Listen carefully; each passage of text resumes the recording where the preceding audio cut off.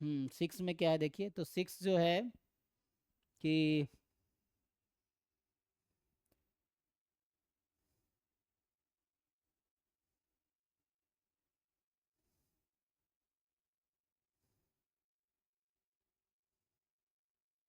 अच्छा, ये सिक्स जो कह रहा था कि यहाँ पे आपको कह रहा है कि consider three random variable x y z, है ना, एंड वेयर जेड जो है वो यूनिफॉर्म जीरो वन है।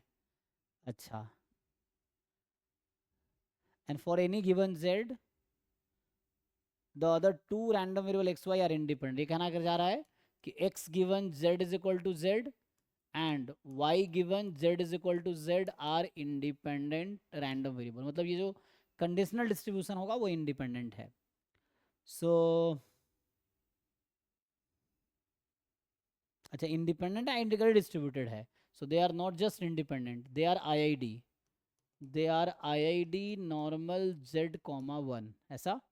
सो ये बता रखा है कि जो कंडीशनल है x given z y given z वो IID normal z comma one है, और जेड खुद यूनिफॉर्म जीरो वन है ना, z is uniform zero one, ये बता रखा है आपको, ठीक है। तो जेड, अरे यार, जेड जो है वो यूनिफॉर्म जीरो वन है। तो अब क्या करना है हमें। सो क्वेश्चन जो बोला जा रहा है कि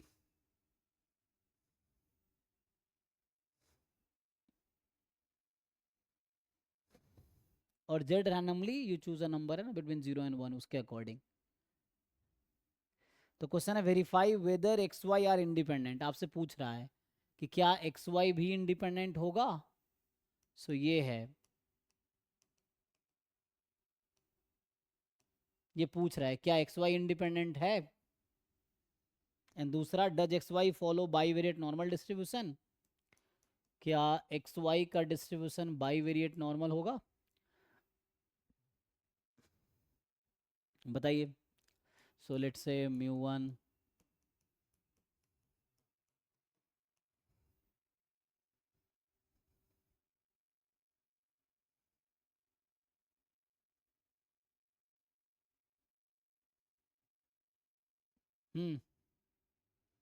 तो इंडिपेंडेंट चेक करने के लिए अगर आपसे पूछा जाए what is the formula of covariance x y, तो क्या फॉर्मूला था कोवेरिएंस एक्स वाई का।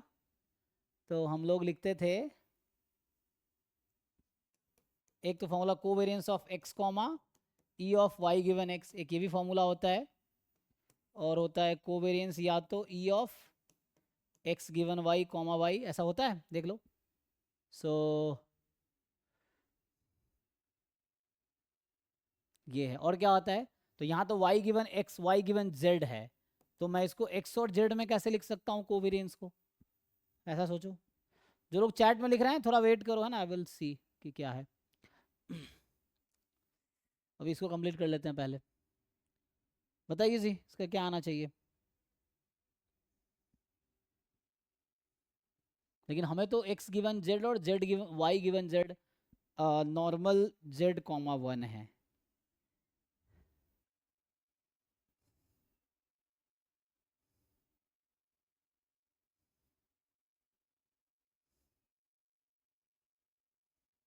ना। एक और थ्योरम है, इसका नाम है लॉ ऑफ, जब बोला था ना, law of total probability, law of total expectation. So वैसे यूज करोगे लॉ ऑफ टोटल। अच्छा, कोवेरियंस कैसे निकाल सकते हो आप, कोवे ई एक्स ई वाई तो निकल जाएगा, है ना। जैसे अगर आपको ई एक्स चाहिए तो ई एक्स कैसे निकलेगा, ई of Z given x, x given Z, तो यहाँ से ई ऑफ एक्स गिवन जेड तो नॉर्मल है ना, तो ई जेड, और ई जेड आ जाएगा वन बाई टू, ये ना, देख लो। तो ये ठीक है, ऐसे ही ई वाई भी वन बाई टू आ जाएगा, तो ई वाई भी वन बाई टू आ जाएगा। तो अगर तीसरे तरीके से जो फॉर्मूला आप जानते हो, E of x y minus E x E y, but now the question is what is the, ये तो आ जाएगा ना, ये वन बाई टू आ गया, ये कैसे आएगा, तो ये अगर निकाल लो तो काम हो जाएगा, E of x into y. So double expectation y given z लिखोगे तो भी प्रॉब्लम है, क्योंकि हमें ये नहीं पता ज्वाइंट, है ना, एक्स वाई का ज्वाइंट नहीं पता ना हमें क्या है। हाँ कंडीशनल का ज्वाइंट पता है। सर कोवेरियंस मतलब आईआईडी दे रखे हैं तो एक्स वाई गिवन जेड दोनों का जॉइंट हम्म। वहां से आ जाएगी दोनों की, पर वो गिवन वाली है। उसके बाद एक बार फिर एक्सपेक्टेशन ले देंगे, वहां से हो जाएगा, करके देखते हैं। हाँ देखो अगर उससे कुछ आता है तो। नहीं तो एक और रिजल्ट है, मैं बता देता हूँ। इसका नाम है law of total covariances. So law of total covariance कहता है कि covariance of x y can be written as, है ना, covariance of x y can be written as. तो इसका जो रिजल्ट है, expectation of covariance of x comma Y given z, ये है, ये यहाँ ख़त्म, मान लो ये एक ब्रैकेट है, प्लस एक्सपेक्टेशन ऑफ, नहीं, प्लस कोवेरियंस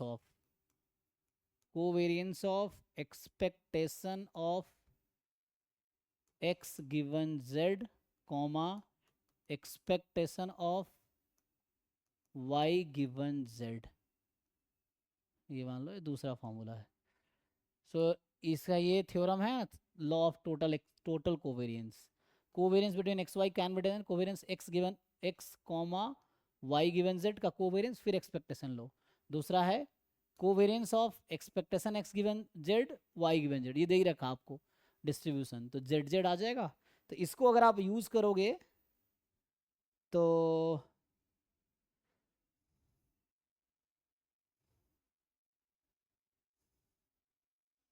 आई थिंक यहाँ ये कहना चाह रहा है, यहाँ जो लिखा है ना, सो आई थिंक ये जो कहना चाह रहा है x given Z comma Y given z, actually ये कहना चाह रहा है यहाँ पे, ठीक है, जो लिखा था।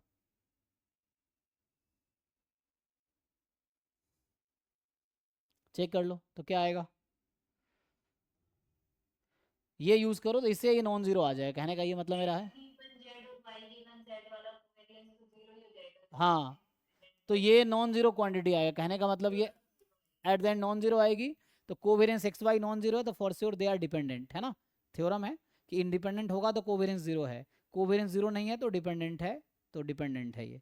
और बाई वेरिएट होगा क्या, तो डिपेंडेंट है तो कुछ नहीं कह सकते आप, है ना,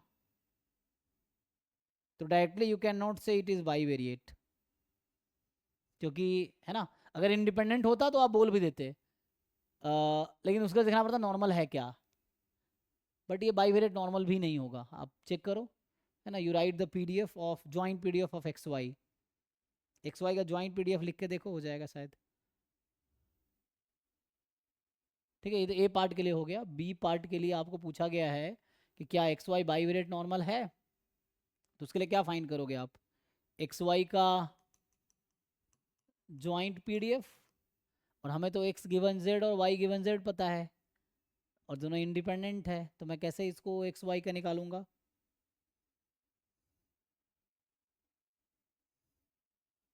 तो यहाँ फिर से हम कुछ टोटल वाला लगा सकते हैं क्या, तो यहाँ पे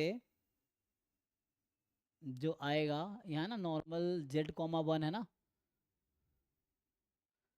टोटल प्रोबेबिलिटी जैसा कुछ, नहीं तो सीडीएफ निकाल सकते हैं उस तरह से कुछ। हम्म,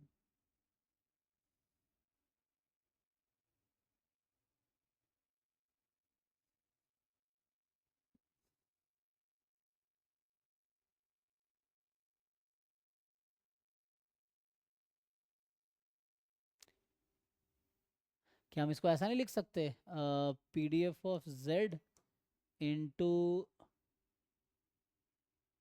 PDF of x given Z comma Y given Z, let say X Y, और यहाँ आ जाएगा D Z type something, Z की वैल्यू क्या है 0 से 1, इस तरह से कुछ देखो। और ये तो इंडिपेंडेंट था ना, तो मे भी ये तो 1 ही हो जाएगा, तो यूनिफॉर्म 0 1 का पीडीएफ तो 1 है, तो ये गायब हो जाएगा। और ये दोनों इंडिपेंडेंट है, तो एक्स गिवन जेड का पीडीएफ, मान लो एक्स के टर्म में लिख रहा हूँ या एक्स जेड के टर्म में लिखना लिख लो, है ना, और अभी एक्स के टर्म में सिर्फ लिख देता हूँ, वाई गिवन जेड, वाई के टर्म में सिर्फ डी जेड, इसमें जेड भी आएगा ना इसके पीडीएफ में, क्योंकि ये तो नॉर्मल जेड 1 है। तो देखो इंटीग्रेट करके क्या ये नॉर्मल बनाएगा, और अगर नॉर्मल बनाता है बाई वेरिएट नॉर्मल तो हो सकता है, बट ऐसा होगा नहीं, ठीक है। तो ये आप चेक करके देखो, ये कुछ है, अब बाकी अपना कुछ दिमाग लगाओ, ठीक। ठीक है जी, नेक्स्ट पर्सन पे आते हैं। सो जो चैट